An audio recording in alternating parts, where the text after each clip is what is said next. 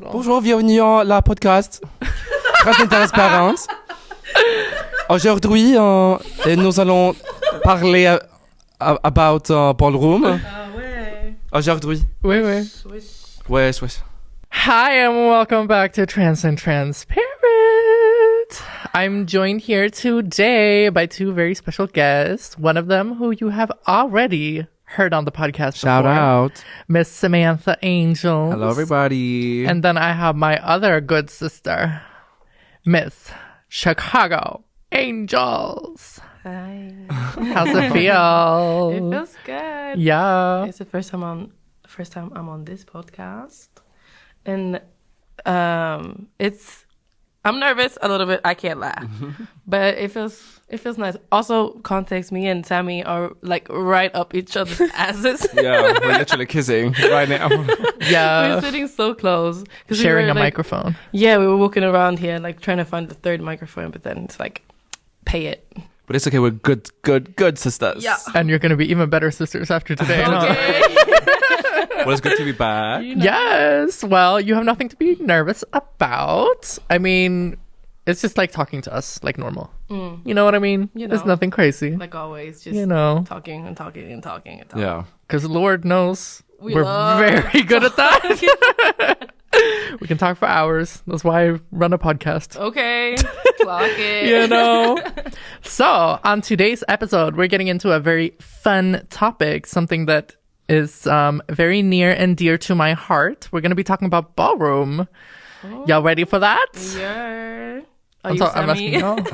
Well, after our episode, everybody was like, what are you talking about? Like, what are these terms? Really? So I was like, it's time for ballroom. No. Oh. Yeah, I mean, we have definitely talked about ballroom a bit on the podcast before, and also I've definitely mentioned terms and stuff during the episodes.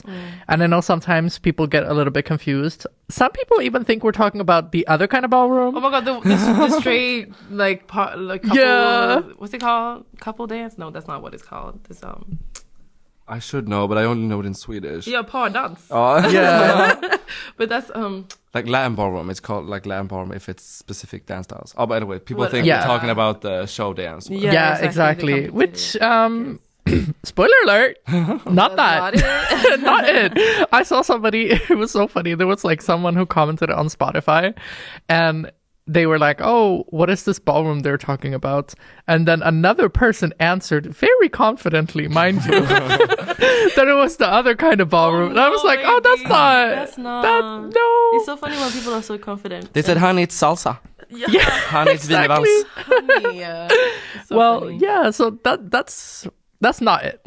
That's not the one we're talking about. No. Today we're going to be talking about the subculture started in the 1960s in Harlem, New York. Yeah. Very early. Very early. But yeah, so grab your popcorn, grab your drinks, get ready, do whatever you want to do while listening to the podcast, and we're going to dive deep into it. Tell me how much you love me. Tell me you'll never doubt me. Tell me how much I change your life. Say you can't live without me. Tell me I make you Well, lazy. It's a big topic. It's a really big topic, and that's why I've been a little bit nervous about having like a full-on like proper ballroom episode. But you know what? I feel like it's important and it's good to bring it up because it is also such an important community and scene for specifically like trans people of color and trans people in general. So I feel like if we can share that and get some people into it who might need it, I feel very happy. And also good for the, like, in your podcast, you're talking so much about trans issues. Yeah. And a lot of those struggles are extra relevant for people of color or like people who are not in Sweden also, for example. And ballroom is all over the world right now. So it's good for the context of also when you mentioned ballroom, because we talked a little bit about before, like what do we want to convey in this episode? And then you said, Hunter, that like it's good for the context when these people, there's so many slang and words and terms that comes from ballroom that people don't know comes from ballroom that trans people especially uses a lot. So it's good for yourself, people who are listening, to like know where the lingo comes from. Exactly. And the culture behind it. Because it's also been very like now with TikTok and like the internet, it felt like it's been very whitewashed and also like I'm making up a word now, but straight washed as well. It's like people use anything that they hear on the internet and then run with it and then make up their own like meanings. And it's like, babe, the black girlies were using it. The Latina femme queens and queers were using this before you were even born. Literally. And now you're going to say that it means this and that and this and that. And that is TikTok slang. Baby, take several seats. Would we say that's the same thing as pinkwashing or no? I mean... I guess the same idea. Yeah. But obviously different backgrounds. Yeah. Yeah. Because I would also say it is pinkwashing in a sense because it's also like white straights, not white gays that use it as well. Yeah. But it's a complicated topic, and ballroom is also like such a complicated culture. And It really is. It's impossible for us to bring everything about ballroom into one episode, but we can at least just give some ideas to people who don't know what it is to be exactly. Like, okay, what is this? This is not salsa. This is not couples dancing, you know? And an important thing to note is that anything we're saying right now is just very much like based upon our experiences and what we know and our knowledge as well. And please don't use this as like a factual... Like encyclopedia. You know, this is not, but we are not the source. We are not the source. We are not the history in that way. However, we have all been in the scene for several years and have a lot of knowledge about it and are going to share so that there's more information out there and hopefully someone can learn something from listening. We've had good mentors, but ultimately all information about ballroom, especially in Europe, is word of mouth. Like there's no... I know there's some... What's it called? Archivists in New York who's trying to do archive work about ballroom, and there are historians as well. There are historians, but it's so hard to get that information if you're not in New York specifically. So a lot of it is passed around from word of mouth or like cultures and stuff like this. So even people who know more also know it from word of mouth. Exactly. And like, but there is a word culture.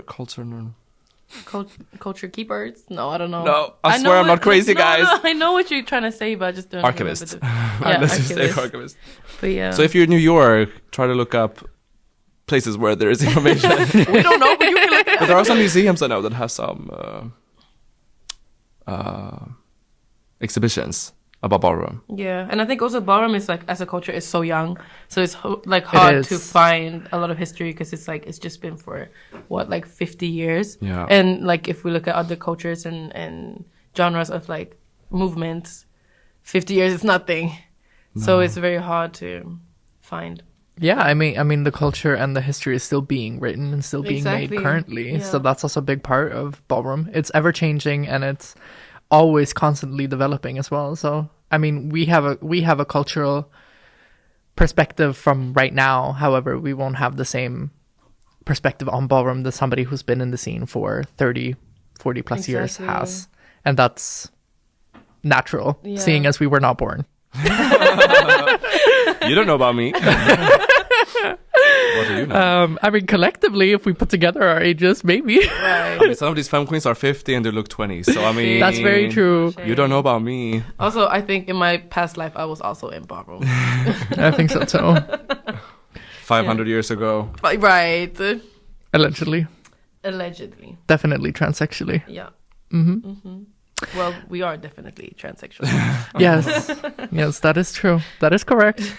Factual. But yeah, so with that disclaimer being made, let's talk about it. Okay. So, I mean, it started in New York, like we mentioned, and it was mainly like Crystal LaBeija is like the one name that you always hear when you talk about ballroom and how it started, because she was the one that started the first house.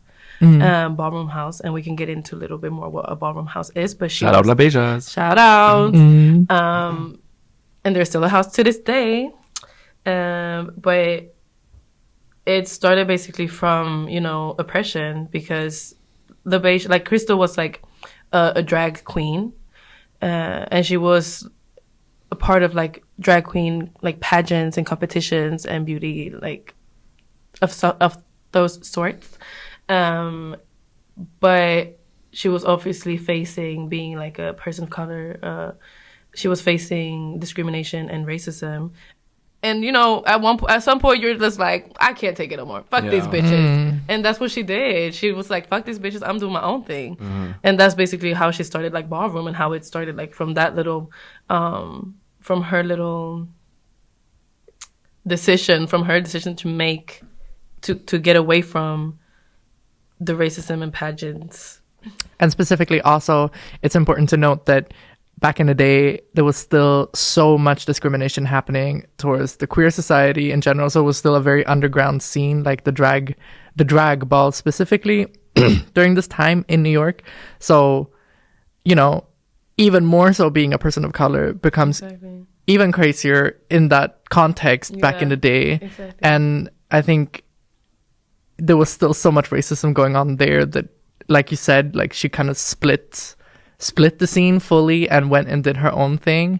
And that split is essentially what has changed like queer culture and like to this day, and essentially formed all of Ballroom as a result of that time, basically. Yeah, exactly. Because also this is a time, we're talking 60s and 70s, where homosexuality in itself was started being talked about in society in America. Yeah. Because prior to that, it was just plainly wrong, period.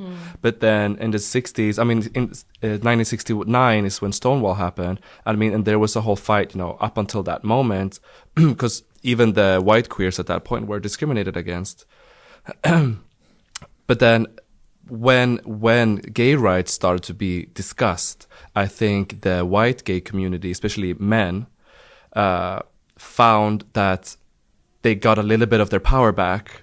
And unfortunately, some used it to then discriminate against other gay people who were not white. Exactly. And I think that's what eventually led to Ballroom was being created, because it was like, well, when we were all discriminated in the same way, minus the racism of white people, obviously, then we were cool with each other. But the second, especially these men, got a little bit of power, they said, well, then fuck everybody else. Yeah. And I think that's what happened ultimately with Crystal at these drag balls, when it was like you said about Chicago, that it was enough is enough. Like, now we're going to have to deal with another group of people too. And I mean, it was called drag balls, and then they just took the word ball and took Ballroom instead. And they're like, well, we're going to do the same thing as you in the beginning, but in a different way, in our way, like took back their power. Yeah. Even though it was even more underground than the drag balls, they said at least we're safe here, or we feel safer. And I think that's how it ended up, because it really flourished. Yeah. Like truly. And like a lot of Ballroom, like we said, comes from, you know, drag pageantry specifically, and a lot of that, which naturally attracts a lot of different trans identities and gender expressions and gender appropriation.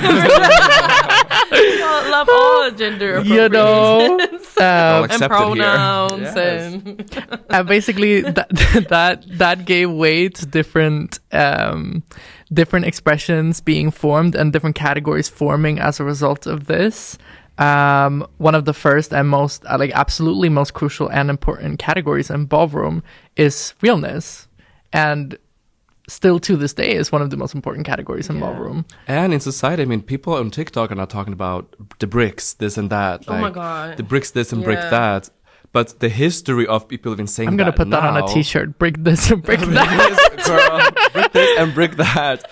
But the history of that, why that even is talked about now, is because we're talking about looking real or not. Yeah. And people are saying if you don't look real, you look like a brick. But that the history of this context in itself comes from that category, realness, which came from trans individuals in the 60s and 70s New York. If you were a trans woman, let's say, and you walk the streets of Harlem or wherever in New York, and you don't look like a cisgendered woman, or however you want to call it, the police or whatever kind of institution or government is going to treat you much, much, much worse. So bad to to the point where if you're trying to get employment somewhere, they're not going to give you work. Or you walk down the street and you accidentally bump into somebody, the police is going to take their side, especially if they're white. And that's what, so real just means that you do not look to major society as a trans individual. Exactly. And that category was also like crucial for survival, because if you live in a neighborhood where it's like, you know, people are not the most queer friendly, you know, and you walk down the streets and people can see that, okay, this is a trans person, that could be potentially dangerous for your safety. So Realness was also like a way of being like, okay, we need to know in this space that, like, we need to know that you are safe out there. And that's why we have this category to help and see and, you know, better. And if you're not real in this moment, then do this and that, and so that you can be able to survive outside. And even though maybe people think, but that's such an old category, like we don't need that anymore, blah, blah, blah. We still do, because even I feel like people are, especially like in Europe, are so used to living in countries where, for example, in Sweden or Norway, or like countries where transness and queerness is more accepted, that they forget that there are still a lot of places, even in Sweden, where it's not accepted to be trans or visibly queer, or in other countries where it's like, where it's still illegal to be gay, you know? So these categories are still very like important for like our like community. For sure. And in the beginning of Realness, it was about looking real, but it was also executive realness, military realness, all these types of realness, which basically meant that executive realness, for example, is a category that still exists today. There's a lot of realness categories that doesn't really exist anymore, but executive is one of the ones that's really been around, which it is what it sounds like. You're supposed to, as a trans individual, does it look like you fit in an actual office? And you like fit in the way of you would not get discriminated against being there. So then people in this category would compete who looks more executive and real at the same time, which is also like, when we talk about ballroom as a fantasy, you create your own fantasy. Especially back in the days, if you're a trans individual, you could definitely not become a CEO of a company, especially if you were like a black trans woman. There was just big no. So then you can go up to a ball and you can basically play pretend, but you get applause for it. People love that you're doing it. Even though you're not actually working as a CEO, you get to feel that way for that night. You are, yeah. And that's basically where the competitionness comes from it too. That the judges had to like judge on who looks more real, but then if they both look very real, then it's like who looks more executive. Does their handbag look good? What's in their handbag? How are their shoes? Like, it's so intricate. And I think that's where other categories started coming, where you can start judging these like intricacies. Yeah, the details. Who's the CEO and who's the fucking accountant, bitch? Hello. Who's giving and I'm what? just there cleaning the office. You know, Down. typical ballroom shade. Yeah, no. But yeah, so like realness is one of those categories where it's like, I don't think a lot of people who are outside of ballroom know about, but it's a very central category for our community. Like ballroom people, well, like ballroom is centered first and foremost, was centered through realness, and then it flourished into other categories. Yeah. And then there's like so many subcategories, like butch queen realness, trans man realness, like. But basically, I think what we want to get to, and like what we want to kind of showcase in this episode, is essentially that ballroom is such a huge topic, first of all, and the history of it is also very vast. So that's why we're just giving a little bit of context right now. And I kind of wanted to also bring in the different terms and kind of talk a little bit about the different categories and different terms, so that more people understand that these things that are being very popularized right now in pop culture also do come from ballroom, because it's important to know that. I feel like to have that cultural context and understanding, because I see so many things nowadays that people use in music videos, la la la la la la, and I'm like, that's flat out ballroom, but no one's ever gonna acknowledge that properly unless the people in ballroom actually speak up and make that clear. And no one really like actually use ballroom people for the ballroom stuff. Like it's always some like feminine vibe dancer or like a like very highly trained dancer that like gets told like, okay, you need to do these moves, instead of giving the girls pay jobs or actually giving them space or like a platform to express what is their culture. But yeah. Exactly. But so yeah, I thought we would get into some different categories and some different terms that are talked about in society a lot and a lot, too much. heard and Too much in the wrong ways. But just how we explained realness and where that came from, I mean, it's a good category to start to also get into how we explain genders, I guess, Yes. in ballroom. Because in realness already in the 70s, you had obviously had to separate people. So we have a lot of words. A lot of words. But with the, like we said, trans women. In ballroom, we call trans women femme queens. yeah. But let's make it clear, not all women, not all trans women are femme queens. However, all femme queens are trans women. Exactly. But Exactly. somebody wanna explain femme queen? Well, does the femme queen in the room want Wanna to explain femme queen? Let me Miss Femme Queen. do my thing.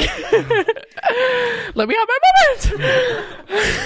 Well, you have it. Here, I'm giving you the moment. Oh, thank you. On my podcast. I got the moment and I'm giving it back. Thank you. No, so anyway, like you said, like not all trans women are femme queens, but all femme queens are trans women. And basically a trans woman in ballroom who really is in the ballroom culture, who has that experience of being a trans woman specifically in ballroom and also like has the aesthetic of a trans woman in ballroom, to me is what I would consider a femme queen.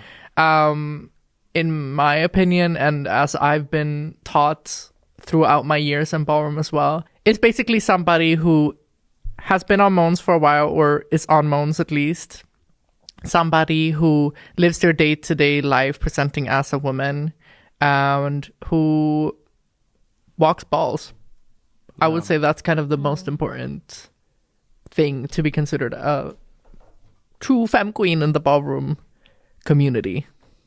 Yeah. But then this has also changed over the years a 'cause lot. there's also, I was about to say, because there's also a discussion about, do you have to be on Moans? Do you have to have like, or not? Like, what is so, how do I say, it's so difficult. Yeah. And there's also, there comes into play like being ballroom conservative or not. Right, we haven't talked about being ballroom conservative. Yeah, because you could be conservative in ballroom in the sense that like you still have a lot of the older ideals about different like categories. upholding the traditional terms. Yeah. And the traditional explanation of the word. Yes, exactly. And what I explained was maybe a bit more of a traditional conservative viewpoint of a femme queen. And it doesn't always apply. Like, for example, I started walking femme queen performance before I was on Moans. But I had already been socially transitioning for quite a while. And I walked in Paris and I looked cunt enough to do it. Yeah. So I got my 10s. Yeah, because I think a lot of when you said before about like the ballroom trans woman, it's also like different in different countries because it's often depending on trends, right? And like stereotypes. Yeah. Because there was a while in the beginning, like the 90s, even in New York for the femme queen categories, where everybody was super skinny, small, and, you know, tall. But then there came another trend 10, 15 years later, we're talking Nicki Minaj, when everybody has to have huge ass and big tits and like this long hair and the bundles. And so in the 90s, you were supposed to be tiny and small, petite girl, you know, very natural. Maybe a nice boob job, but... Yeah, maybe, but it's like very Alaya, I think like Y2K, you know? But then came Nicki Minaj era where like, and the Kim Kardashian, everybody has to have these surgeries and stuff like this. So then that was the femme queen ideal. And then in Europe, obviously we've had these Parisian Italian models who are always very tall and skinny. So that has been kind of our definition of femme queen, especially for the European scene. So I think when we say you're a trans woman who are a femme queen in ballroom, it's also very like Chicago said, it's very different and hard. You can't pinpoint. No. But if you're in ballroom, you kind of know. Yeah. You kind of know. You just know. Yeah. And that's also one thing that I wanted to like bring up, because ballroom itself, like when we talk about like being ballroom conservative or ballroom like liberal, like it's ballroom is like not initially, but like it's basically just a reflection of society in all its positivities and all its negativities. So it's like that's why we also have these structures with like very like square ideas and kind of rules, unspoken rules of how things are supposed to be because it's our own society. But then it's also like it's very different from the straight cis world at the same time. Yeah. So it's a very interesting space to, as a queer person, to like be in, because it's like we're in a room full of queer people, but we also have this structure which is very cis het centered, or not centered, but it's like a reflection of it. Yeah. And if anything, it's also more so not even fully a reflection, but also the anti-society. And I think that's also really important to note, because essentially ballroom is very much so, it comes from trans women of color, and those are the girls at the top. You know what I mean? In ballroom, a trans woman of color is the ideal, the highest girl on the block. You know, like that's the girl to be Or in at least ballroom. should be. Yeah. Well, that's Well, in another ballroom, story. That But is what it is. yeah, exactly. And that's my point, that sometimes the rules we have in ballroom and the set like way we approach ballroom is to kind of try and protect that. Doesn't always happen. People in ballroom can be fucked up too. Queer people are not absolved from other From problems. sin. I thought we were gonna say absolved from sin. I was like, amen. We're recording on a Sunday, so Yeah, hallelujah. a day of rest, but not for me. But my point being that sometimes it can be like very kind of structured to try and protect that anti. You know what I mean? Yeah, but exactly. You're both trying to explain the simple fact that you can't pinpoint anything, Yeah. because everything is both anti, but also depending on society. Exactly. It's like It's weird. that's why yeah. when we're describing femme queen, it's like it's such a ballroom term. But like, Yes. just know that if anybody who's not in ballroom describes themselves as a femme queen, especially if they're not a trans woman, they don't know what it means. No. Like, Yes. they don't know where it comes from. Because I Exactly. see on TikTok people use people we will describe as butch queens, which we're also gonna describe soon, are putting the hashtag femme queen if they're doing like these TikTok dances. And I'm like, you're just a That's gay not- man dancer, Yeah, and that's you're not not a a femme femme queen.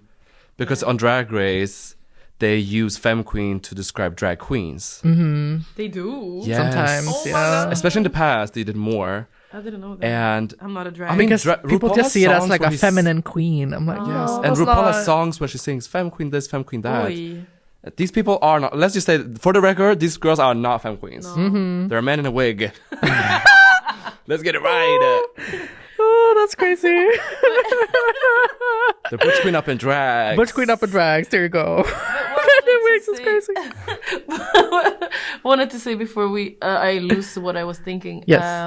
Regarding like why in ballroom with like trans women of color are at the top is because in society they're at the bottom, and that's just how it is. That's the sad truth. Like the average age, like living age for a trans woman of color is so low because In America, it's like 30, Yeah, that's 30 something, insane. which is insane. it's half the age of an average person. More than More half. than half. Like what?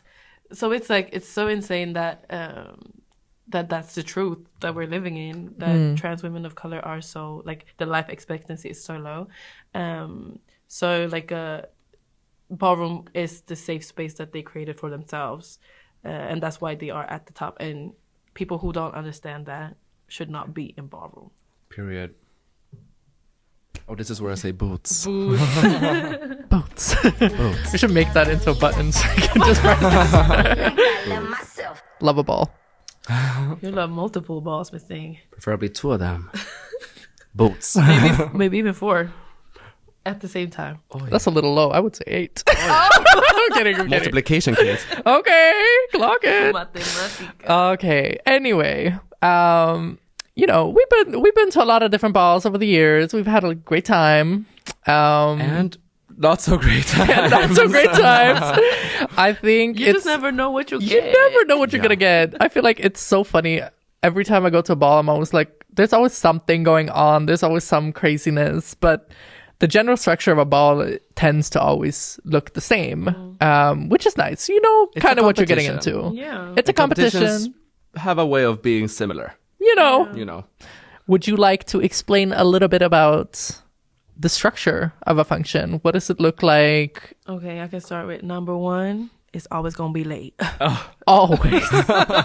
I've never, for the life of me, seen a ball start on time. Even if they say like, y'all gonna gag, da da da. And I've also organized my like functions. I haven't done like a big proper ball, but I've done functions. And even if I say like, we start on time, I know for a fact that we're not gonna start on time. No. But the best part about organizing is you just have the idea of when you're actually going to start in your head, and that's an hour after your original time that you tell people. You know when it's like and then it's on time. You know, like but like Black people time.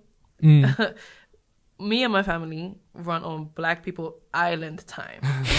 So we always say like, we have to like low-key say to people like, okay, come this time, but we want them to come 2 hours later. Yeah. That's like basically for balls too. Yes. Yeah. So you're literally. like, okay, it's gonna start at 6:30, but you want to start at 7:30. Yeah. And it will still start at 8. Yeah. If they say Exactly. ball starts 9, the girls are getting ready at 10. Literally. So that's the first and foremost thing about balls. First thing and foremost is balls are always late. And then most things are like a normal competition in the way of like, instead of saying disciplines, we say categories. So different. So there's a schedule usually before, with a break in the middle, and it says what categories in what order, and then beforehand, before the ball starts, usually like a month or 2 before, the event comes out on like Facebook, for example, where it says what you have to wear for every category, and so everything is like pre-set up basically. But I would say the biggest difference with a ball than a normal competition is the LSS they will have in the beginning, which is a roll call. And roll calls is a usual thing, but we call it LSS because it's legends, stars, and statements. And I've also seen people say, or like call it lips. Like legends, icon, pioneer, statements. Right. So it's like, but here we just call it either roll call or LSS. I mean, in our case, in Sweden, it's kind of like a roll call. Yeah, because it's interesting because we don't really have those titles here. Like we don't really have statements or stars like officially given to people, because in other scenes there are like officially named people who are stars and statements, or like in the US for sure there is, but here in Sweden we don't have that. It's more so people like that. That's why we kind of call it roll call more so than LSS, because we don't have those titles. We for sure have like legends and stuff, but it's not as many. But for roll call, it's basically people who are in the room that you recognize and that have made moments, and like they are client. So it's like and who are like fully in the community as well, Exactly. and who have been actively in the community for a while. It's an appreciation, but also respect. Because even if the organizer doesn't like the people they're like, it's a form of respect to say that you have been around and you have made your moments. You deserve your flowers. So that's very ballroom specific. Yeah. Because also I mean, a legend speaks for itself. Yeah. And then stars and stains, but like you said, it's like kind of titles you get or like deserve. So once you deserve these type of titles, you also deserve to get recognized when you show up, especially if you've traveled. Like if you especially have one of those titles, or especially if you're icon and pioneer, it's like, it's our way to say thank you, you know, and also to give them a space to show. I mean, some girls pay it. Yeah. Some girls say kiss, kiss, mwah, mwah, And then wave a little bit and they leave. But for most of the girls, they also can show who they are. Yeah. There's also a nice warm-up. That was what I was about to Boom. say. Not gonna lie, I love a good LSS because it makes me feel it, and then I'm like, Emotion. okay, now I can walk the category. And Now I'm also ready. it's like, I don't know if I'm gonna walk this Yeah. ball. Yeah. And then you get a fab LSS moment, and you're like, I'm walking this ball. Because some of my best moments have also been like when I've had my LSS, felt it, and then I'm like, yeah, I'm walking today. Yeah, exactly. But it's also good to say that if you're in a house, you also usually get an LSS because you're recognized as a house member. Yeah. Exactly. So, But it's also very important to say, like, if you don't get an LSS, it's okay, baby. It's not the end of the world. ooh. Even Shout if out to some people. but like, I mean, when I say that, it's mostly like even people who have gotten recognition or have made moments and traveled and stuff like that, and who don't get LSS, it's not the end of the world. There are icons and legends who don't get LSSs. So, Sometimes this building sounds weird. Yep. Somebody's spying on us. Yes. Okay, sorry. Keep going. Yeah, sorry. But yeah, so like it's easy to like, because also the commentator, it can be like a list with 50 names. And then we're like, okay, we need to wrap it up. And then the commentator can accidentally skip or miss. Even if you were on that list, girl, it's okay. Yeah. It's a very long explanation about LSS. But I like it. Yeah, and I feel like it's important because it's really not common in any other, like, no, if we it's say true. sport or competition. Yeah. Like, you don't see people being like, okay, who's here tonight? But the thing is, what's so funny about an LSS is that now it has become such a thing. But back in the day, it literally started because they were waiting for people to get into the building, and they just called up some people who were there. So that's why I think it's so funny always when people get so mad about not getting an LSS. Like, yeah, I get it, but at the same time, girl, it's not that deep. No. It's really not that deep. Yeah, that's also very, like, true what you mentioned. Like, it was literally just because they were like, okay, we're here. We need to, wait for the people. Yeah. Let's do some fun. Like, who's here? Let's go. But now it's kind of like a given. LSS start at this time, and then the ball start at this time. Yeah, so that's so first the ball is always late because the LSS starts late, and then it's the categories. Yeah. Yeah. So who is kind of one thing that we're forgetting at the end of an LSS, also you call out the judges. Right. So usually it kind of depends on the ball and how many judges the organizer has booked, but it tends to range from between 3 to, I would say, max. Oh, but in the States, girl. In the States, it can go crazy. It's a different story. I mean, here in Europe, I feel like it's usually like, 5. Yeah, I was thinking max panel, like 9 people. Yeah. But I think I've walked once in Paris. 11. It was like 13. Oh, yeah. What? Yeah, Paris Yeah. usually has. Paris has a lot of judges. Because also sometimes people who sit beneath the judges Are judges. Oh. Yeah, but people don't know that. But Yeah. yeah. Okay, yeah. But in the States, girl, they have like different tables. Like, I've seen they have like, like a layered staircase. panels. Yeah, It's like crazy. a stair bitch. So sometimes it's an hour roll call for the judges. And it's like, 21 people. Like, Yeah, it's crazy. But in Sweden it's like 5. Usually it's between like 3 to 7 is Yeah. kind of normal for like a smaller panel. I would say so. I feel like for a major, I've never seen a 3-person panel. No, for major it's usually like 5 at Minimum. least. plus. Yeah, 5 plus. Yeah. But it's always uneven numbers Yeah, exactly. so that you can break a tie. Yeah. And then basically any category you walk, because this is something people get wrong from watching pose, for example, how a ball is run, period. Yes. With the whole score system. Yes. Because in the beginning, the Ballroom did have score system. Let's get that. That's correct. So pose is correct. However, that came from the drag pageant scene with the score system. But then when the Ballroom started to grow, there was no point of giving scores anymore because you had so many judges. So it was enough if every judge got a vote each. Yeah. Then you don't need all this score system. Because there was also so much drama with that.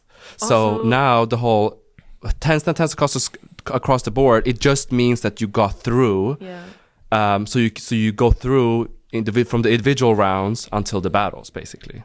Yeah. So you can't get anything more or less than 10. Exactly. So it's either like you get straight A's or you're failing. Yeah, exactly. For like where you do your 10s. It's either like you go through or go home. Yeah, it's just a qualifying round, yes or no, essentially. Exactly. Just to make it very easy for people.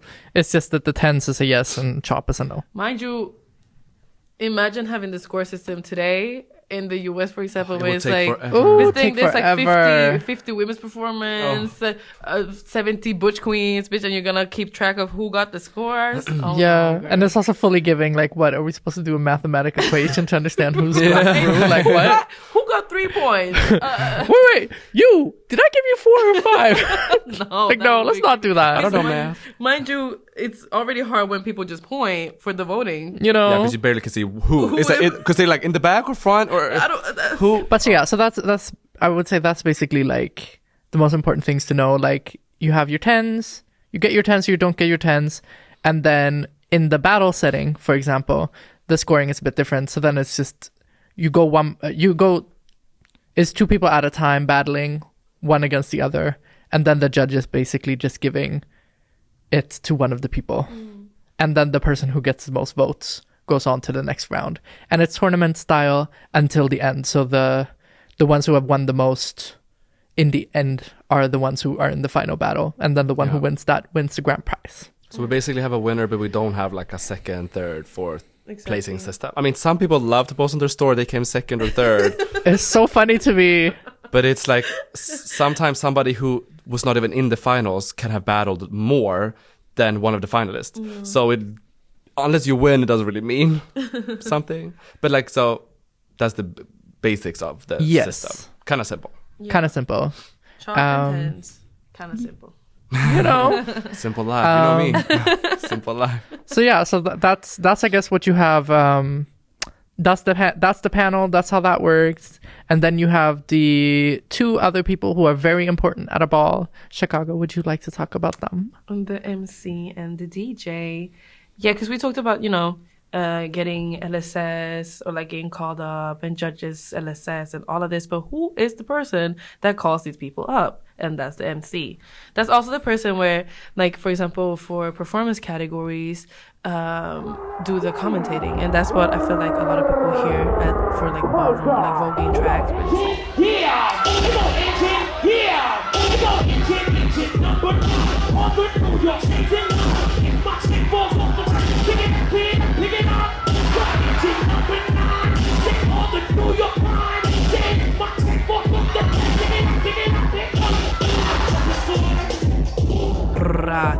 Like what people usually connect with voguing is also the voice of a commentator. So the commentator and the DJ are like the heartbeats of this whole amazing event, which we call balls. So commentators are the ones that had to keep track of, okay, keep the ball moving forward. What's the next category? Let the people know, okay, we're after this category is this category, Also need to keep check, okay, who is voting for who. It's a lot of things that they have to keep in mind during all of this, and also keep the crowd going. Like being entertained, being like a host, making sure that the crowd is with us, giving energy to the people on the floor. I just want to say there are some people who are really good at, chanting and stuff, but horrible hosts. Yeah. Yeah. I mean, it's an MC should be both what we say, because we separate kind of hosting and commentating. Yes. And an MC in its core should be like both. Yeah. Some balls have two people. Like one is a host, so that person is in charge of just the crowd and the judges basically, and then the other one is just doing the kra kra kra. Exactly. Kra kra. Am I a bird? What happened to me? I'll have it about 6 years, and I say kra kra. Like I'm not a commentator. Let's make that clear. I'm a voguer. Okay. But also, an MC also is basically the line between the floor and the DJ too. Who's the one who's like, DJ, press play basically, and like keeping like the organization of it going basically. Yeah, exactly. Because then the other really important person at a ball, like we've kind of mentioned already, is the DJ, who is also literally to me like one of the most important and like 100% valuable people at a ball. So if you didn't know already, like in ballroom we always have a DJ playing at our ball, and they are kind of what determines when moments happen. If you ain't got the right beats, like you're not going to be good at playing a ball. You need to know, you need to have the context, you need to understand ballroom and know what tracks work for what. And it's very specific, and not everyone can do it. And being like a regular DJ and being a ballroom DJ is so different. Completely like, just because different. You're good at being a DJ at like a club does not mean that you can be a DJ at a ball, because there's so much more to it. I feel like you need to be so in tune with the people walking, and also in tune with the crowd, what tracks to play, what like feel in the moment kind of. And I always feel like a perfect example. I'm gonna drop some names here. A perfect example is our uncle, 7 Garçon Angel. Which always makes a moment, as soon as he's touched the decks, Dicks? Well, maybe that too. I don't know what he's like. Let's not. No. I don't know what he got going on. I don't talk about those stuff with my uncle, girl. No.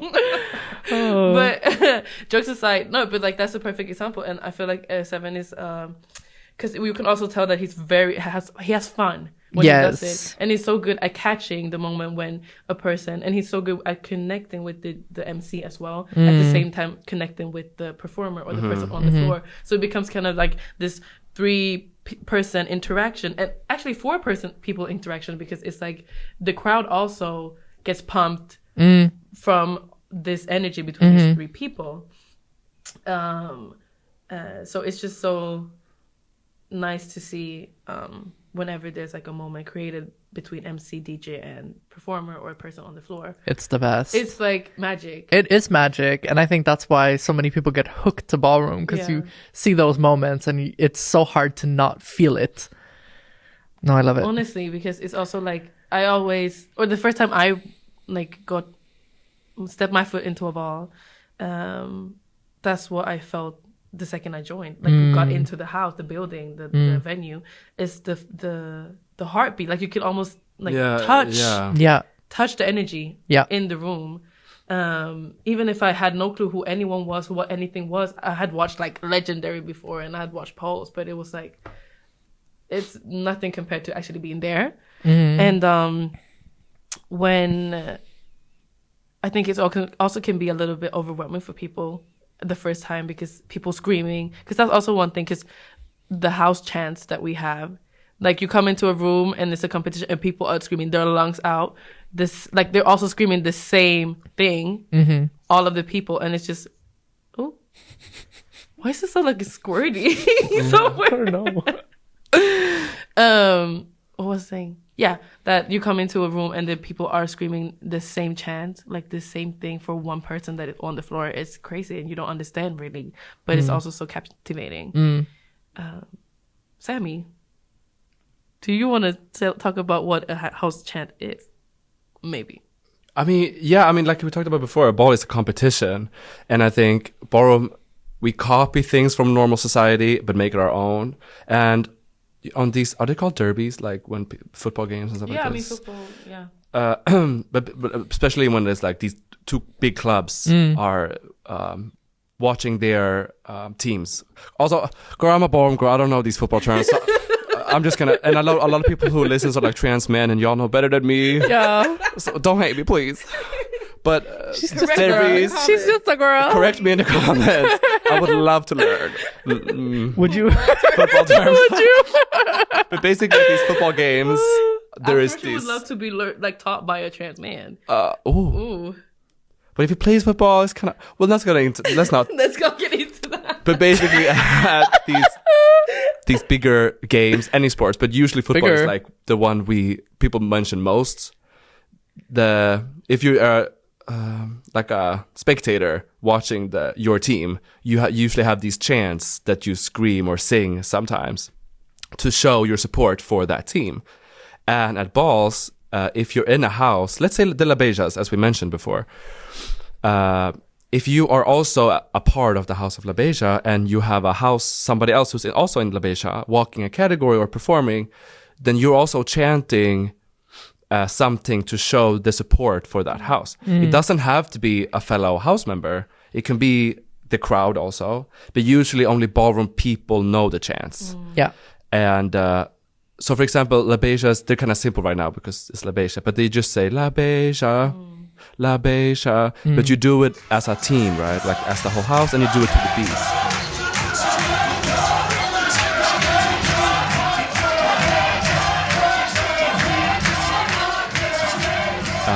Emphasis on to the beat. Well, should be. Some people don't. Very true. Know how to put their feet together, I guess. But it's supposed to be on the beat. Like the chants are made to be on a 8-count beat, you know. Yeah. So I think most people, when they go to a ball and they see people chanting this and that, and they try to copy them just because to like be a part of the crowd. But sometimes they don't even know what they're chanting for. So I would say if you go to a ball and you hear this chanting, try to listen, trying to like see who are they chanting for, what are they chanting for, what house is that? Because it's always a house, unless it's 007. 007 just means that you're not in a house. You're a free agent, like an agent. Yeah. Kills in the lines. So that's if you want to chant, also make sure that you know what and who. So it's not just like a random thing. Because it's nothing more awkward than chanting 007 to a person who's in a house. Oh, Yeah, exactly. No, I hate that when people do that. Like in that case, just don't chant. If you don't know their house chant, I just sit there. I'm like, clap. I was like, clap and scream and shout if you're a spectator or someone who's just coming to enjoy. But sometimes I just scream their name. Sometimes, period. Like a little, let's go, la, la, la, you know. All right, yeah. Work, bitch. Yes. Yeah, no, it took me so long to figure out the chants when I joined. It takes a while. There's so many chants that sound similar. Yes. There was one chant that I thought they were screaming potato. Oh, I don't know. The Western Wang with both the exact same. Yes, Western Wang sounded the same. Also, there's also a difference between Kiki scene and major scene. So there's different houses in different scenes, and they have similar chants. So you're like, which way? You know, damn minute. I don't. In the beginning, now I know, but yeah. But also, speaking of house chants, I mean, Ballroom was also formed around houses. We didn't really mention that part, but or like we kind of did, but not in depth. But it's essentially just a group of people who have decided to share the same house name and to like be in a group with each other. It's basically your chosen family and the people that you have the closest connection to in Ballroom. Yeah. And you compete together. You don't compete against each other. There are some odd cases, maybe if there's a thing called tag team, so then you can have 2 tag teams against each other, and if you're in the same house, you can compete against each other. Yeah. But otherwise, in almost all cases, you're not going to be competing against one another. You compete together. So even if you're competing individually, if you're both in the finals, you're going to win as a house, for example. Yeah. Exactly. So that's an important thing to be mentioned. And the thing with houses also, it's like a little just quick history about houses in specific. Like they were like we have mothers, sisters, fathers, parents, uncles, because we mentioned this a little Uncle briefly. 7. Uncle 7. And then when Hunter introduced us, she introduced us as her sisters because we're her house sisters. And why maybe people think like, okay, that's so weird. Why would you call each other sisters when you're not even sisters or uncles? Da, da, da. But Ballroom was, houses was a substitute for people basically who didn't have their biological families with them anymore. Because as a queer person, and especially as a queer Black or Latino or person of color, it was not uncommon to be kicked out of your house when you were younger or like when you came out because you weren't accepted. And then these houses formed and basically took you in as a part of their family, and they created their own families. And then they competed in these families. So that's why also for me, for example, I'm Chicago Angels, and that's my last name because I'm in House of Angels. So you wear it as your surname, and you represent it as a family. Which is also very nice because it's a chosen group that you connect with so deeply that you can call them your family. And then you train and, I don't want to say fight because that sounds so, you fight for the same thing, but you, at least you have something, you have a set goal together, and then you get ready together and you go to the ball together and go home and chill afterwards and go to practices together. Yeah, a lot of when we talk about Ballroom being a community is houses. Like, because Ballroom can be so stressful and horrible in some ways also. Because like you said, actually, we all are sinners. No, but just because you're in Ballroom, because everybody, even in society who knows Ballroom, they're like, oh, it's a safe space for queer, blah, blah, blah. But that doesn't mean that every individual are good people at heart. I mean, there's a lot of people coming to Ballroom who does not wish well on other people. So then so when we say Ballroom is a community, like, yes, you can have a lot of friends outside of your own house, stuff like this. But when we talk about getting help in life, you usually get it from house members or especially house parents. Like I think that's what people don't really understand, because they're like, a house is like a dance team. Like, no, it's almost like the opposite. It's like, it's an actual family first, or should be. Yeah. Oh my God, I've said should be so much this podcast because I have to say should be because it's not always the case. It's not always the case. In any community, like it's not always the case for stuff. Yeah. Like, you know, and especially with what Sammy said about, like, there are not everyone in Ballroom wants the best for each other, or, like, not everyone in Ballroom have, like, we all got issues. We all got, you know, our own ghosts to deal with and stuff like that. So inevitably there are people in Ballroom who haven't dealt with those issues and then just bring it on to other people, like Exactly. in any other community. Yeah, exactly. So having a house would, like, actually helps so much, because like I mentioned very briefly, there's 2 different types of scenes, like Kiki and Major, and I can really feel the difference because I have a Kiki house, but I am 007 in Major scene. And at Major balls, even though I always get help from my Kiki house, they are not obligated. Like, my sisters are not obligated in Major scene to help me. So I do feel alone in comparison when I'm at a Kiki ball, because then I'm like, I'm here with my fam. I'm here with my fam. In the club. We all fam. Kiki ball, we all fam. No, but I'm here with my house members, and I feel the support. I get help. Like, they always check up on me. Oh, do you need this? Do you need that? I can help you. And at Major balls, I can ask them because they're my sisters regardless, even if it's a Kiki or Major, but It's not the fully same. the Because since same. you're competing as an individual, not for a Exactly. house, then obviously, even if you ask your sisters who wants to help, sometimes it's like, well, they're walking too. exactly. And maybe the categories are after each other, so you don't have time. But if it's a Kiki ball, you would have planned this beforehand more properly. Yeah. And in some cases, you're even competing against each other. Yeah, hello, exactly. Like me and Sammy. Yeah, all the time. No, exactly. So houses for me, personally, is like 90% Same. of Ballroom. Yeah. Because also when you talk about liking or not liking people, usually you like or not like houses too. Yeah. Yeah.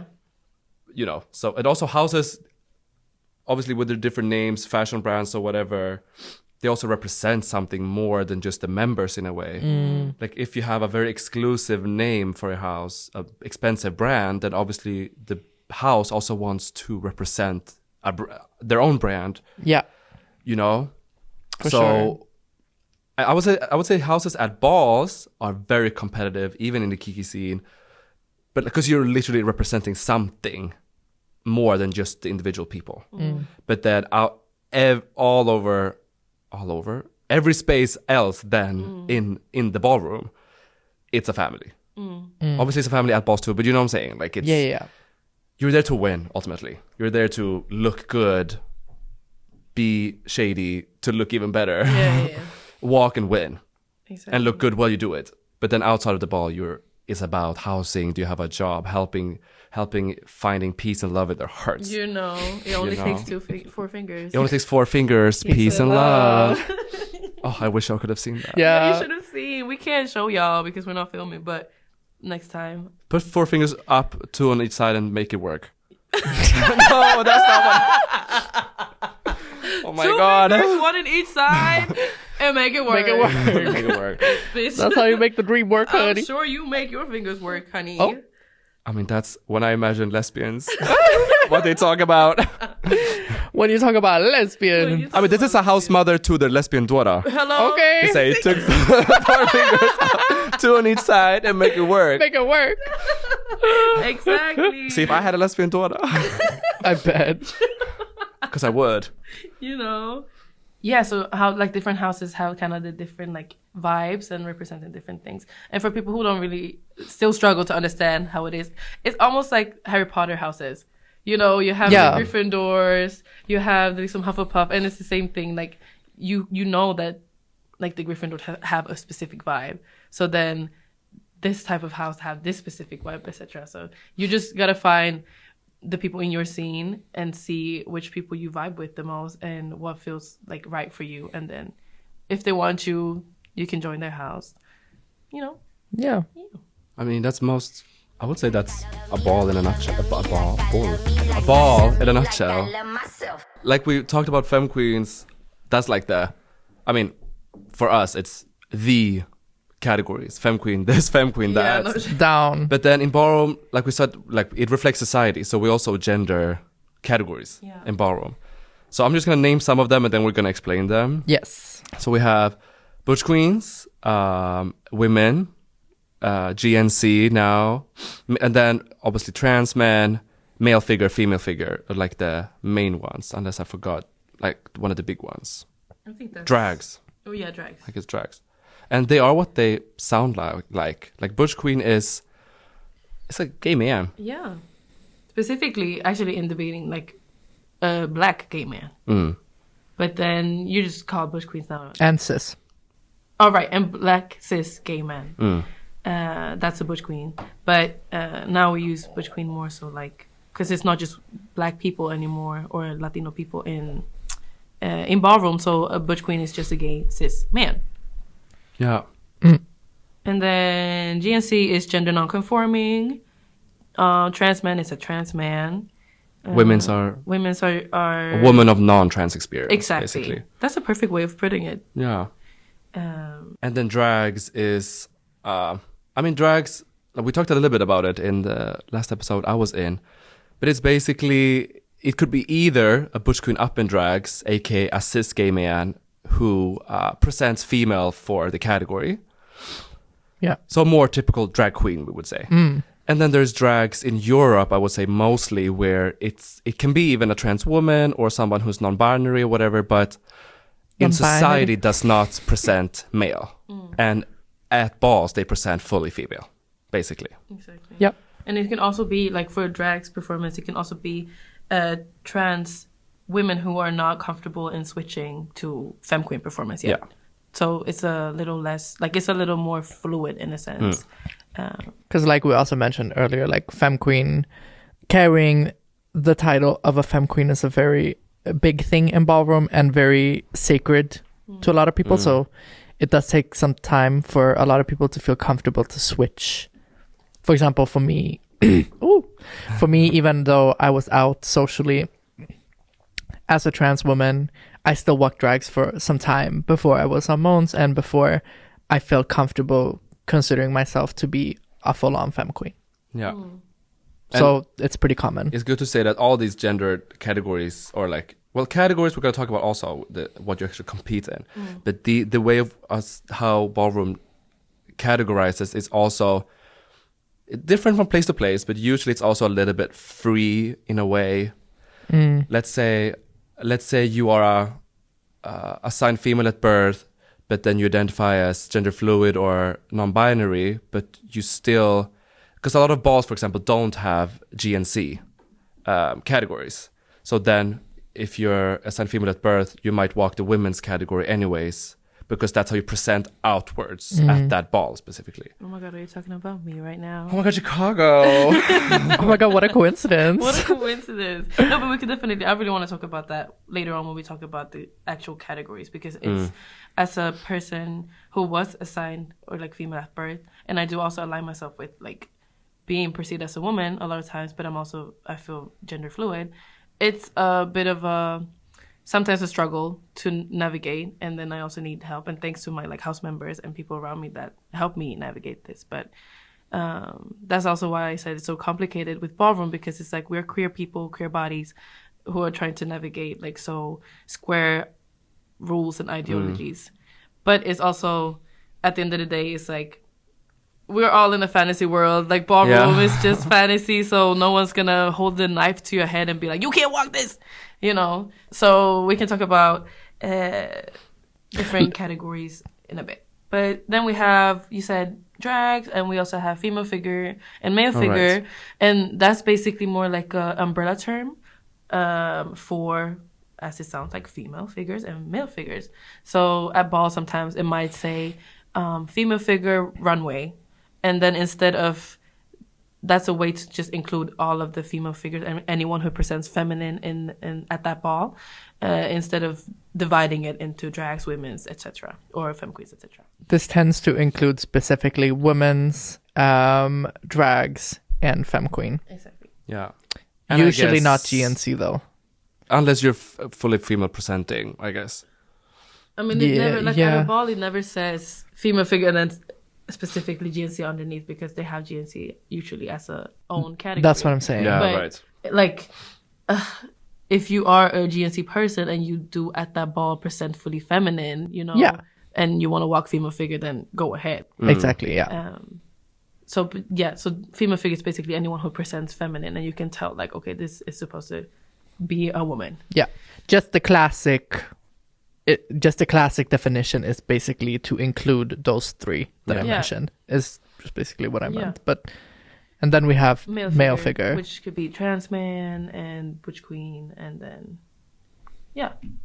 Also GNC, if Yeah, it's exactly. if it's male presenting Yeah. in the same way. And then we have OTA, which is basically open to all. open to all. Everybody's welcome. Yes. Yeah. You get a prize. And You get a prize, and you get a You prize. So basically, those are like all of the specific terms when it comes to the how you divide the categories and who's walking what specific categories. Yeah. Well, basically, just to also talk about the categories really quickly. Essentially, in ballroom, you have a bunch of different categories that you compete in, and they all are different to each other. Just to mention a few, we're not going to really have time to go into everyone individually, but there's categories like face, for example, that are just about serving bone structure, showing off your face, who has the prettiest face, like Nice outfits. Yeah, and features. exactly. Makeup and stuff like that. So it's like yeah, beauty categories. There's realness categories. There's performance categories. yeah. Like Fashion categories. as well. Body. So I think some of the most common ones that people tend to think about are like face, realness, runway, Vogue Femme, but then also performance, old way and new way, hands performance, body, sex iron. Yeah. Those are some of the most common ones that people tend to have at a ball and Yeah. that people tend to talk about. So then essentially the layout is that all of these categories are split up and then you go one by one per category. Go through them, finish each category so that someone has a winner for each category. And then you just go through that during the ball. Then in the middle you have a break and then you go again until the ball is done. And then for context, when we talked about the genders before, like how we separate, for example, like you mentioned runway. Before we mentioned femme queen, butch queen, all these things. So at a ball, the category on the flyer, on the commercial for the ball, it can say femme queen runway, for example, or femme queen European runway. So that means it's European runway and it's for the femme queens. So it's only femme queens walk then. Yeah. And then usually if they have femme queen, then they would also have butch queen European runway, trans men European runway, et cetera, et cetera. Yeah. So that's to tie That's how to tie it up and wrap it up. to wrap it up with the categories, how they make sense with the structure. The structure. But yeah, so the three of us are in the same house and we have been for quite some time now. Well, y'all. Yeah. We've been in the same house 4.5 years. Almost Almost 5. May 5. Was Been- our, yeah, but 5. we only were 1 year before we joined. Yeah, Yeah. that's true. All right, we joined a year before we came out, and then you. Joined 2 years ago. Yeah, Damn. it's been a long time now. This is gonna be the second. Yeah, in November is my second year. Wow. Yeah. Angels, yeah. And our house is called Kiki House, the legendary Kiki House of Angels, a Get it right. European founded house, Yeah. the first legendary European founded house, actually. Mm-hmm. Yes. And our house, funnily enough, this year is celebrating 10 years. Yes. So me and Hunter has basically been with the house half. Of its time. Oh my Half God, of I've its never thought time, about that. yeah. Crazy. We have been with it for it's half a decade. yeah. You want to know something funny? Why? What? When you and I met is the same time that they started the house. True, because we're celebrating 10 years of friendship this year. I'm so That's crazy, actually. But it's because I always say angels, it's angelic. It's like in the stars. in the stars. Like It's meant to everything be. circles back. I can in my real life, I'm saying real because ballroom is fantasy. But in my real life, I can always find references back to my house. And that's how I know it's the house for me. Yeah. And we were talking about houses before, how it's the structure of it and what Yeah. the purpose of it is. And I think y'all would agree with me with our house does that for us. 100%. Like fulfills both the competitiveness of like how to become great at ballroom and like how to master your categories. I've learned all about performance. I mean a lot from other people too outside of my house, but then you really hone it in your house. But then also like the family aspect. Like I said, y'all are my actual sisters. Like nobody can say we're not the same blood. No, literally. but then the blood might be like another color, like a blue blood or something. But it's the same. It's the same. It's the same. The same legacy. Blue, white, and pink color. Oh, period. Okay. Okay. Put that on a t-shirt. Hello. But would you all say that you agree with that? Yes. Down, definitely. Imagine you're like, yes, you are my sister. But it's like, No, but I would actually say the house does for you. What does it do for you? what is this? The thing is, it's so crazy because like we said, like you, especially you and I have been in the house for so long. It's kind of crazy in the sense that it really has been such a life-changing like house to be in and family to be in, because I truly feel like I've become the person I am because of this house. A lot of who I am today is because of this house, and have grown in Ballroom the way I have due to being around the people that we have in the house. And yeah, I don't know, it's kind of crazy. Like, we have been through so much together that nobody can tell me nothing. Like, it's family for life. It truly is. So I very much agree with you. When I came into Ballroom and came into the house, like, I was still so kind of confused and didn't know who I was and didn't know how to be super close with people either. I've healed a lot of my personal trauma with having like long-term friendships and close friendships by being in a house as well. Because you're really forced to live with people like yes, how they are the raw person. Like you and I have had our tiffs and taffs and fights over the years. Like we have really fought and had to deal with a lot of stuff during it's like the years. Real family. Yes, Yeah. But it's crazy now to think how insanely close we are as a result of it too. Yeah. And we had to work on it, and we become a lot better people, I have to say, because of it as well. And it's so funny because like usually when like with friendships, when you have like a friend that you're close with and then you happen to like fight or something, a lot of times it could easily go to like, okay, we're just not friends anymore.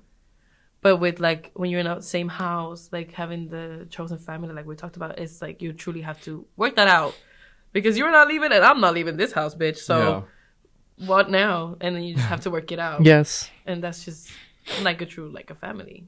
And then obviously you have like other siblings and other parental figures that can help you throughout the fighting or like help you be like the middle people and like help you guide and resolve things. So yeah, I mean, I came in the house much longer than you did. Like you was in the house for like what, like 3 years before? I guess, yeah. Wow.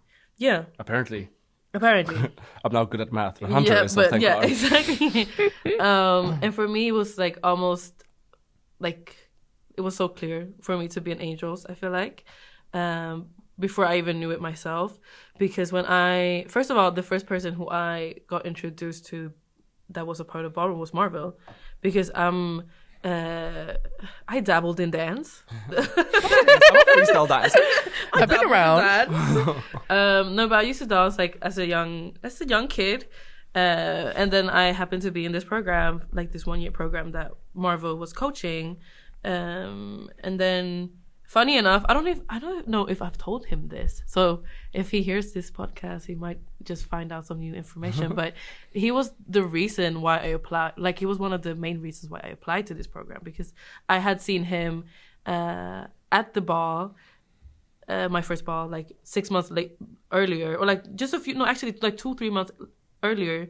And then I was like, okay, I seen him at the ball. I see that he has had old way workshops and he's the coach. This is the perfect way for me to get into this. So I applied to it because I also had another dancer friend that was like recommending it because they had taken the course or whatever we should call it, like the program. And then I was like, this is all adding up perfectly, aligning for me. So I'm just gonna apply. And I also wrote in my application and be like, I'm interested in voguing and ballroom. I would love to learn more about it. Da, da, da. And Marva said, boots. Yeah. It's like, I see this one. Yeah. And then he took me to my first session. And I was living at my first session. I still remember it. Like, Would you say you were sliving? I was sliving. slaying and living. I was living. I remember I was so nervous though, because for someone who hasn't been at a ballroom session in Stockholm, might not know, but like for me, everyone was just like doing their own thing. Everyone looked like they knew exactly what they were doing, because at our session, it's basically our sessions, open sessions, it's basically just like we put a beat on and then people just practice by themselves or like with each other, but it's basically just by themselves. So for someone who's really new and don't have a single clue what they're doing, it can be very like intimidating. But then I was just in the corner and I was asking Marvin, like, okay, how do I do it? And I always, like, I had already seen some videos. So I was like, I kind of know a little bit. And then I was asking Marvin for a little help. And then we had, like, categories at the end. So we would just, like, practice as if it was a real ball. And then they're like, beginner's performance. And then I was like, should I? And I was like, okay, I'm going to do it. And then I do it and people were living. And I was like, oh, what is this feeling within me that I'm feeling right now? And then straight after that, like, Hunter was basically like, hi. It's so funny though, because I truly remember your first session so clearly. And I remember seeing you like do your tens, and I was so incredibly like, oh, what? Who is this diva? Who is this person? And then, yeah, so that's why. Yeah, because she was like, hey. I'm like, hi. Because I also remember I had followed Lola. I had her like a mutual Instagram. So I knew about like that she was House of Angels. And then Marvel. And then Hunter came and talked to me. And we clicked really well. Like in the beginning, like we just started talking. And it was like so natural. I think I talked to you for legit 2 or 3 minutes. Yes. And in my head, I was already like, yeah, this is Angels. It's just no doubt. Yeah. And then we were like, because it was Silva's birthday. And we went to this restaurant afterwards and we were chilling. And it was so weird because I also went with Shahram, which is also in Ballroom now. Because we went to our first session together because Marvin brought both of us. And both of us, Marvin was like, do you want to come to this private birthday celebration at this restaurant? And we're like, what? Okay. So we're sitting there. It was so funny. It's very, like, your story is definition of how people find Ballroom. Like, if there's a will, there's a way. Yeah. God willing. God willing. No, but it's so, because a lot of people ask me, like, how did you get into Ballroom? And then, like, obviously, I can share my story and whatever, but I think a lot of people ask because they want to know how it's possible to even find the community. And I always tell people, like, if you're supposed to be in it, you're going to be in it. Yeah. Like, you will find your way. Like you said, you found this program through somebody. And for that somebody, they liked the program, but they didn't join Ballroom. Yeah. But you did. So it's like, and also for the house, the first person you properly talked to was Marvel. And then it was Hunter. And so, and he's like, Marvin is like the uncle of our house. Yeah. And then Hunter later became Princess. So it's like, it makes sense. Like, Ballroom is like a religion in a way. Like, I always say it's little cults, especially houses. Yeah. Like, we bring in people, then we're like, come to our side. Yeah, literally. But only people that we also have a like common understanding with. And I think that's, I mean, so if anybody's wondering how to find Ballroom, it's like, obviously you can contact people who you know are. I'm not saying that the only way to find it is through the universe. But the universe usually makes people make decisions. Exactly. Yeah. Or like helps them find that way to bring in. Because now obviously the second I met you, and then like just after a few months later, you had grown so much. And usually only people who should be in Ballroom grow. Because there's people who can be in Ballroom for years and not grow that much, which is like no shade to them, but maybe Ballroom isn't centered around that type of person then, or they haven't found their way through navigating through Ballroom. But someone like you, Chicago, like your personality is so Ballroom, like extremely, like yeah, but no, you made Ballroom. I was the pioneer. You are Sanaya. No. We're just joking. Just jokes. No, like, so it's like, if we want to go into with that, like what Ballroom means to me, for example, it's like, I really think that these people, for example, who don't develop is because they haven't asked themselves, like, what does Ballroom bring to me and what do I bring to Ballroom? And that's some questions that I was asking myself from the very first like moment I knew about Ballroom. Like, okay, why do I want to be a part of it? And why do I resonate so much? And what will I bring to it? And I feel like people who don't have answers to that, or the answer is like, I don't know, I just like it. Those are the people who will not stay for the long run, you know what I mean? And those are the people who might not like just stay for the long run, basically. Yeah. And for me, like, being in Angels, finding these people, talking to, like, being surrounded by trans individuals, it, like, for example, made me, because I always knew that I was queer. I always knew as a kid, like, Wait, you are? Oh my god! By the way, y'all, I'm queer. Is this a coming out story? Yes, I'm so sorry, y'all. I'm gay as fuck. Oh my god! Like, I always knew I was queer. I always knew that I liked like masculine clothes. I like to be like more like, I looked like a whole stud from like I was like 13 to like 15, Wait, past tense. Oh, I've seen you as a stud like last week. well, But that's what helped. When you're a kid, it's different. 'Cause you know, it's like, and I feel like with going into Ballroom and knowing, like, learning about all of these things about who I am, and like talking to other people, talking to trans people, seeing that there's multiple different ways of being trans, I kind of realized that I am gender fluid, and I am comfortable with being perceived as a woman, but also comfortable with being perceived as just me, or just a person who sometimes wants to present masculine, or like look more masculine and have this energy, because I've always had kind of the very masculine but also very feminine energy since I was younger, and I've always been like, why do I have to act this way just because I'm a girl, you know? So going into Ballroom kind of made me put words into it, and like all of the things that I already thought about and had feelings about, it made me like be able to be like, okay, this is what I feel like, and I align with this. But then also on the other hand, it's also been difficult, because being a person who was assigned female at birth and identify as gender fluid, like we talked about a little bit early in the episode, that these category, like this dividing in categories can be a bit hard to navigate. Because I do walk women's performance, because I also identify like, you know, a woman, but I'm also gender fluid. So it's sometimes a little hard for me to know, okay, when do I want to walk GNC? When do I want to walk women's? And I've struggled with that, and I still struggle with that. But I also realized that this is a part of the culture that I deliberately want to take part of, and then I just have to accept some parts of this culture that I might not like, but I decide to be here. Like, I'm not going to come into a restaurant and be like, I don't like the recipe of this burger. yeah. I'm going to come and change the recipe, you know? Then you go somewhere else. Yes, if I don't like Yeah, it, then I exactly. just go somewhere else. And I'm not going to go somewhere else. I'm going to stay here and eat this damn burger and shut the fuck up. Because also in Ballroom, it's good to know that a judge can chop you for a category because they don't think you look or identify correctly for that category. And I think that's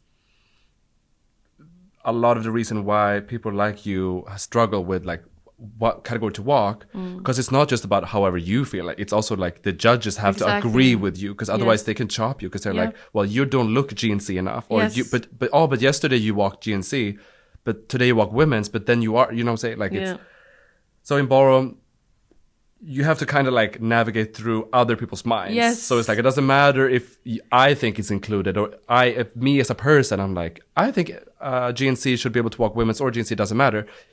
My opinion doesn't matter, because it's eventually it's up to the judge. Yeah, exactly. Completely, because they can chop you. Yeah, Exactly. And I saw like a TikTok just recently, like a few days ago, with this being like a person walking GNC face, and it was a person assigned female at birth, and this person was wearing a dress. Yeah. Saw this too. But they were selling face very masculine, even if they were wearing a dress. They did the typical... they did the typical, like, you know, male figure face selling.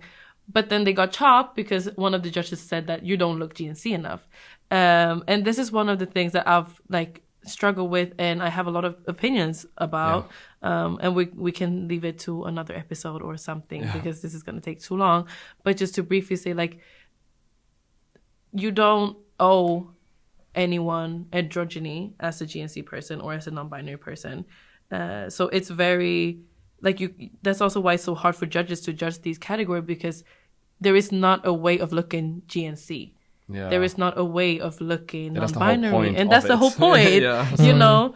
And that's kind of also why I have personally just decided to, for major scenes, for example, just walk women's performance, because I've come to the conclusion and accepted that if people want to view me as a woman in ballroom, that's fine, because I know who I am. And if it's just make it easier for me that I don't have to go through like this confusion, then I'm just going to do it. But then for Kiki, if I want to walk GNC sometimes, like, I'm going to do it, because at the end of the day, it's just for me, for myself. And I do like to be very feminine, and I do like this persona of Chicago. So I just decided to do that. But one thing that I have, since the start, told me not to do is whenever because sometimes they can put, instead of putting women's performance, they put like cis queen performance or cis women's performance. And I personally decided not to go like walk those categories, because I'm not cis. Even if I do identify as a woman and also like gender fluid, I don't align myself with being cis. So I've decided for myself not to walk any category that specifies cis in the title. And that's just how I've decided to deal with it and navigate it. And maybe I will change my mind in like a few years, or maybe I will just have the same opinion. But I feel like as people who are GNC, or if anyone out there who are in ballroom and is non-binary or GNC, it's just do what feels best for you, truly. And if people are going to give you a hard time, if you feel like you want to take that battle, because that will also help people moving forward, because GNC is also a new category. Like, it just came out like the last, decade. It's not, so people are still, navigating how to judge it and navigating how to deal with it. Not even decade, it's like since pandemic. Yeah. Oh, it's really? like GNC is super new. Like, it did not exist when I joined ballroom. Really? It literally did not. It was not a thing, period, in any way. Maybe once at a ball somewhere, but as a proper category, when I joined, it just did not exist. No. The same way for male figure categories, like super bush lesbians were also not really allowed in male figure when we came in. But that also has been like changed a little bit through the years. But it's a lot. I mean, because the culture is 50 years, I think. When we think old category, like old categories, they're 50 years old, and the new ones are like 1 year old. Yeah. And like in between, it didn't really happen much. Yeah, that's true. But yeah, GNC is super new. Yeah. That's why every time we have panel talks, usually when you go to a big ball, when the organizer gets people to fly into the country usually from New York, and they have like panel talks. So a person would sit and ask questions or talk about a topic. Almost like this podcast episode, but with an actual crowd sitting.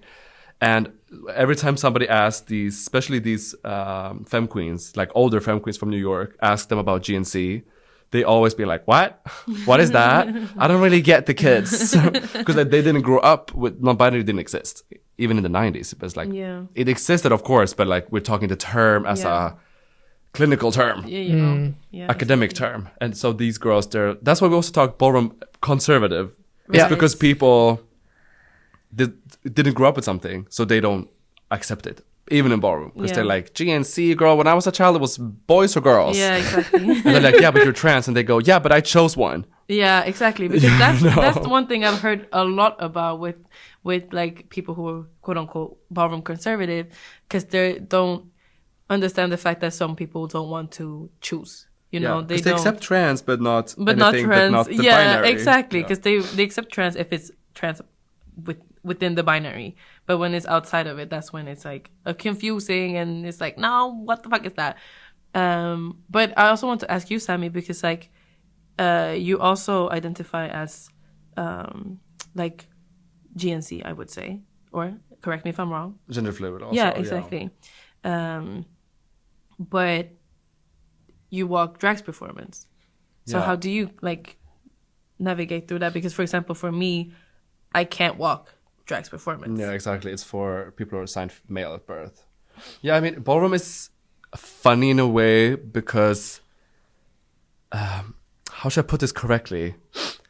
Because ballroom is centered on trans women and not trans men, it's the journey from assigned male at birth until the trans woman that these femme queens are, the journey between are more accepted in ballroom. And more represented. Exactly. So there is not a category for people who are assigned female at birth that is equivalent to the drags category. Because drags in the world could be a drag king, drag queen, whatever. It can be a, what's it called, AFAB queen also, like these things. But in ballroom, it's only for if you're assigned male at birth. That's why also, I mean, I love drags in Europe just because it's so open and fluid. Like, it's so accepted as you don't have to be a cis man doing it. And we talked a lot about this, me and Hunter last time, about I've loved that idea of that, of like, you don't have to decide, but you also non-decisive, but also not in between. You're either or. Because like a lot of drags, they are women, like in every sense of the word, but they don't look like a ballroom femme queen. And I don't look like a ballroom femme queen. I don't want to, and I wouldn't call myself a trans woman. But when I'm in drag, I want to be perceived as a woman. Period. Like full stop. But I also think it's unfair in a way in ballroom that it doesn't exist for the other side of it. Like people who feel like me, but were not assigned male at birth. But at the same time, the representation is also different when we talk like the amount of people. But maybe that is because there is no alternative for them. That too, yeah. Because I think a lot of people have to understand with ballroom, if you are assigned, like what you are assigned at birth is gonna be important for you in ballroom. Unfortunately, in a way. Just because the femme queens are centered and because they were assigned male at birth, then it becomes centered around that journey, which is beautiful. But I think it's important to know and note that if you're assigned female at birth, however you identify, that journey is different because ballroom is not as educated on that. You know, it's accepted that a man with heels is non-binary, but then a woman with flat shoes is not. You know what I'm saying? Yeah. Like ballroom doesn't really get that in the same way. I would say people are accepting of people's identities, but we're talking about competition. Exactly. We're talking about categories with gendered separation. Yeah. And criteria. And people are like, I hate ballroom because they don't have representation, or like they're not accepting. And that I don't agree with, because people are accepting. It's just that you can't compete because of it, which is unfair. And we should change that. But that's the history of ballroom. Yeah. So I'm very grateful that there is drags that I can identify with, and like, I love the category, and I am ballroom conservative. Like, if you walk drags, you should look like a girl, like shave your whole body, all that tea, because of the history of it. But yeah, don't try to act a fool. I'm just thinking about all the times that you've worn heels and then you don't shave that part of your leg. You have knee-high boots and you just don't shave the bottom part. Only for smaller balls. Right. Never, always shave my whole body. Okay. Yeah. Because it's also so funny, because then it's like, okay, but what is it to be a woman? You know, do you have to be shaved to be a woman? Do you have to like these things? So it's a constant, just a journey, and you just have to kind of find the answers within yourself, I feel like. And but it is an accepting community,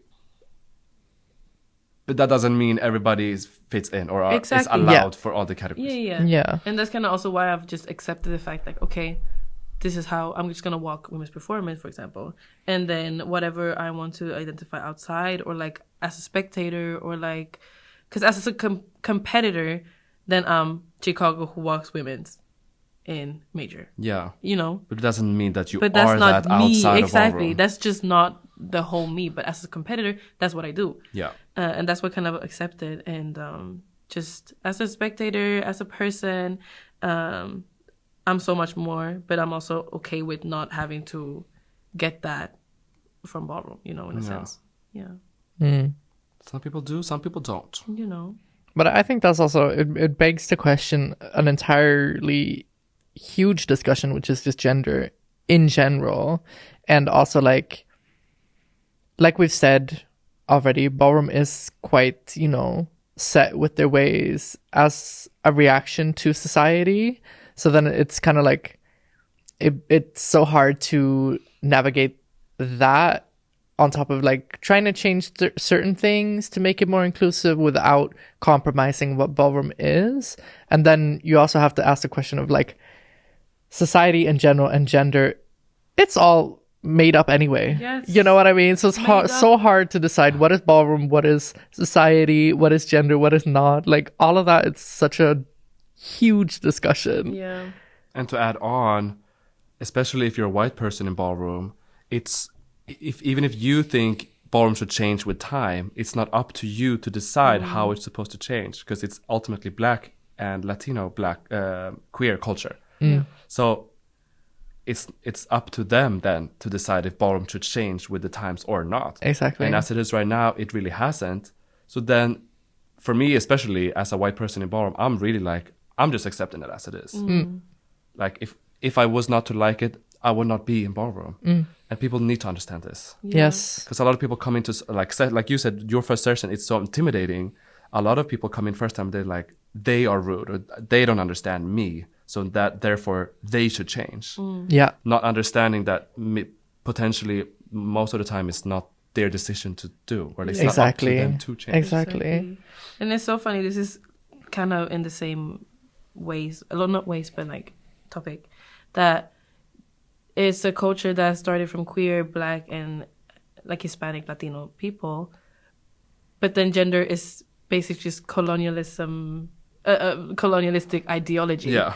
So it's so meta. And that's why I say, like, I always say that ballroom is so complicated, because like pre-colonialism, gender was viewed so differently in indigenous and African groups, or like, cultures.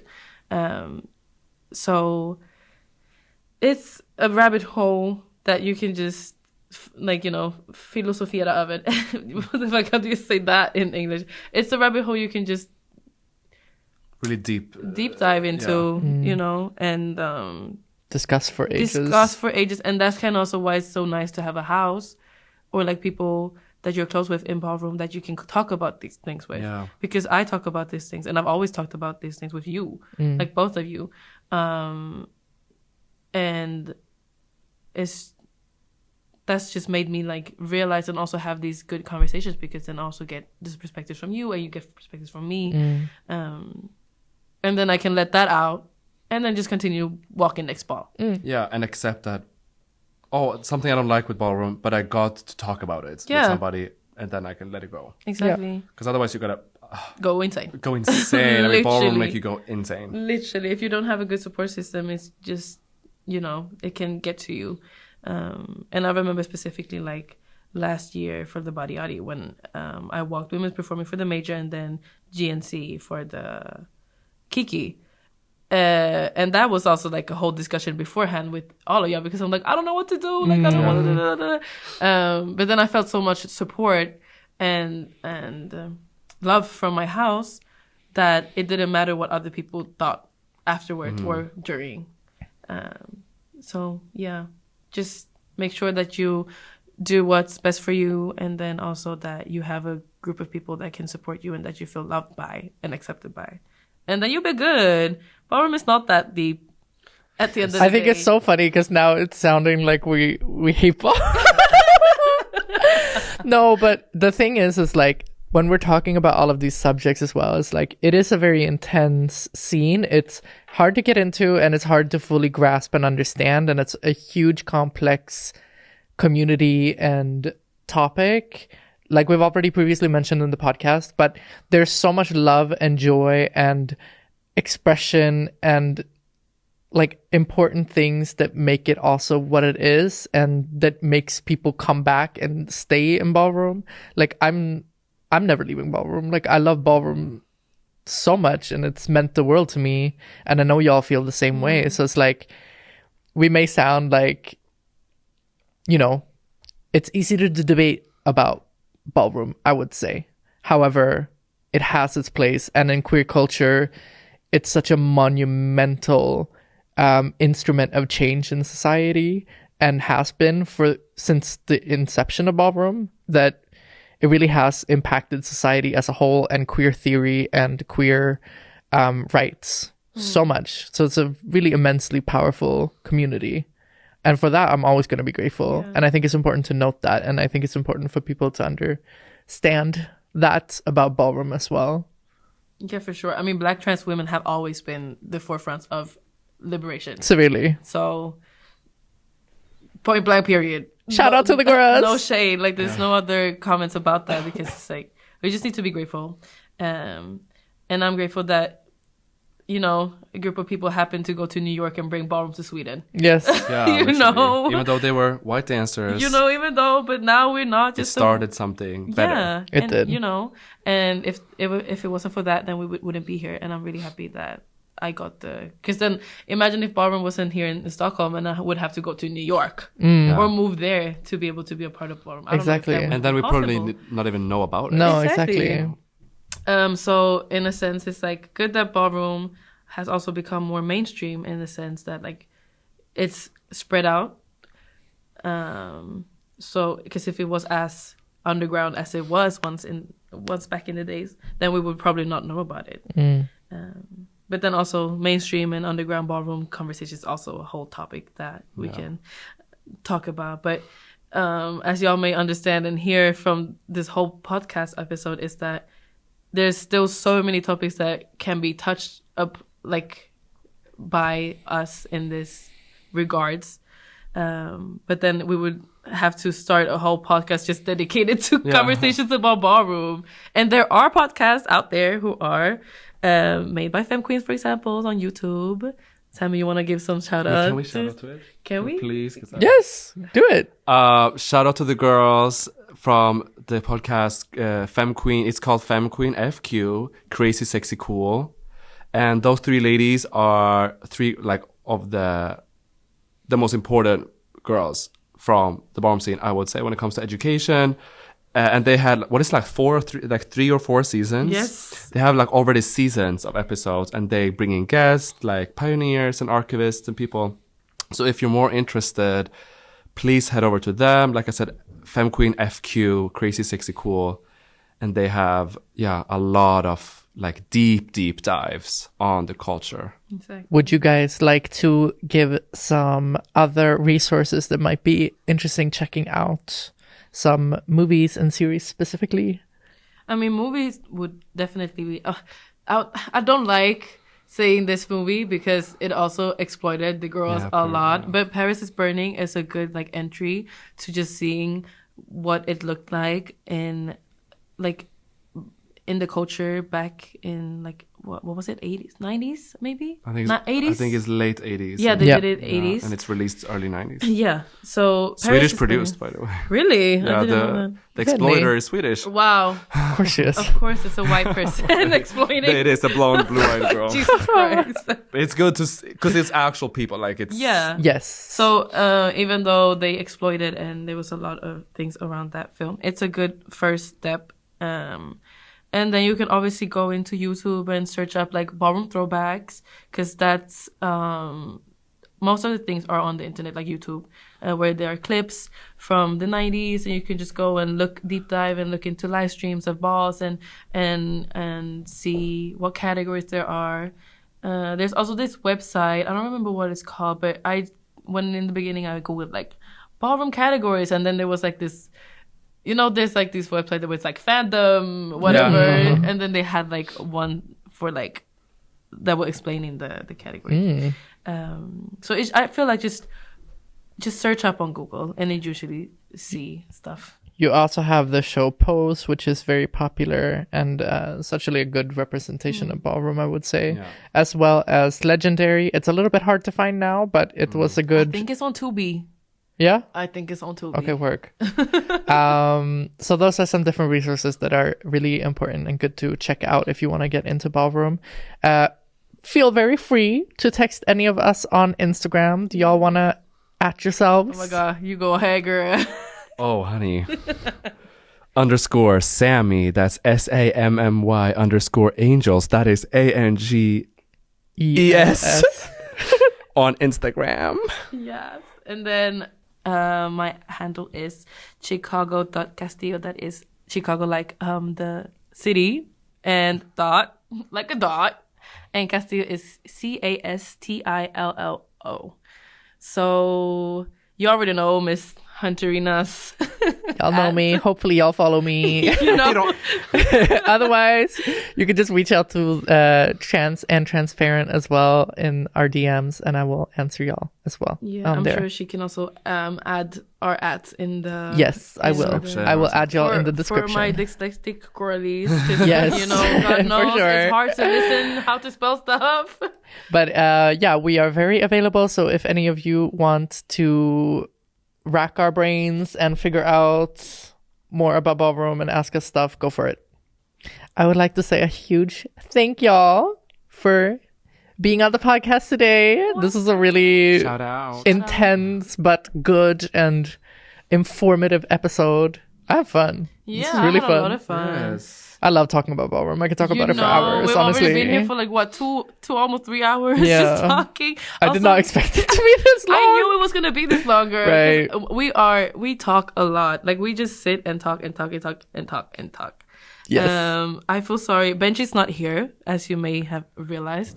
He is the one that's actually gonna do the work for the girlies and edit this episode. Shout out to Benji. Shout out to Benji, who's gonna sit there and listen to us just talk shit for 3 hours. Yes. And try to get it into a reasonably sized episode. Yes. So it's a bit of a longer episode. I hope y'all have enjoyed. And yeah, hopefully I'll see y'all very soon. Thank you again, Chicago and Samantha Angels. Hallelujah. Hallelujah. Bye, y'all. Love you. Bye-bye.